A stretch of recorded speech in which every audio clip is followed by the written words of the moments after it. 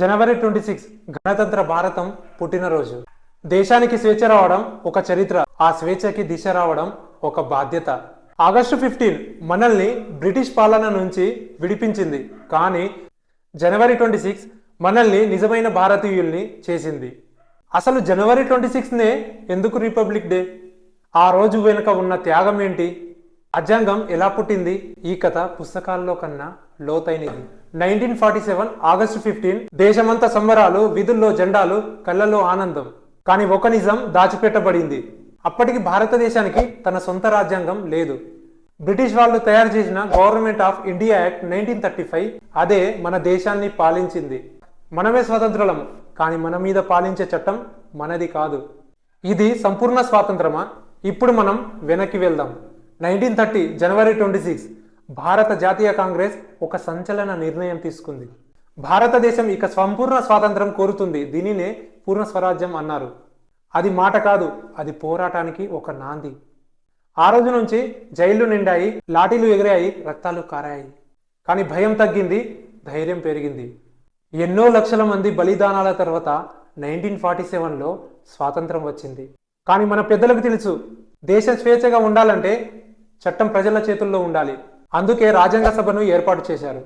ఈ సభలో దేశ నలుమూలాల నుంచి ప్రతినిధులు వచ్చారు. ఇక్కడే చరిత్రలో నిలిచిపోయే వ్యక్తులు.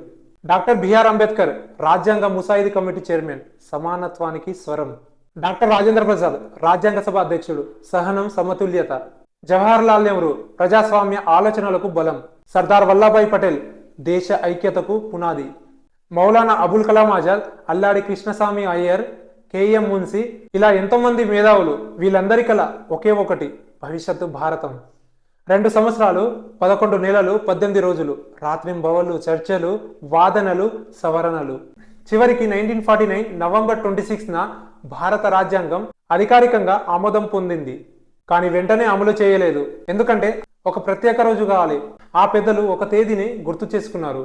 1930 జనవరి 26 సంపూర్ణ స్వాతంత్రాన్ని ప్రకటించిన రోజు. అందుకే 1950 జనవరి 26న భారత రాజ్యాంగం అమల్లోకి వచ్చింది. అదే రోజు డాక్టర్ రాజేంద్ర ప్రసాద్ గారు భారతదేశపు మొదటి రాష్ట్రపతి అయ్యారు. ఆ రోజు నుంచి భారతదేశం సార్వభౌమ సామ్యవాద లౌకిక ప్రజాస్వామ్య గణతంత్రమైంది. ఆగస్టు 15 మనకు స్వేచ్ఛని ఇచ్చింది. జనవరి 26 మనకు హక్కులను ఇచ్చింది. రాజ్యాంగం అంటే ఒక పుస్తకం కాదు, అది కోట్ల మంది త్యాగాల ఫలితం. జనవరి 26 ఒక తేదీ కాదు, ఇది భారత ఆత్మ పుట్టినరోజు. ఈరోజు జెండాకి సెల్యూట్ చేయడమే కాదు, చట్టాన్ని గౌరవించడమే నిజమైన దేశభక్తి. జై హింద్, జై భారతం.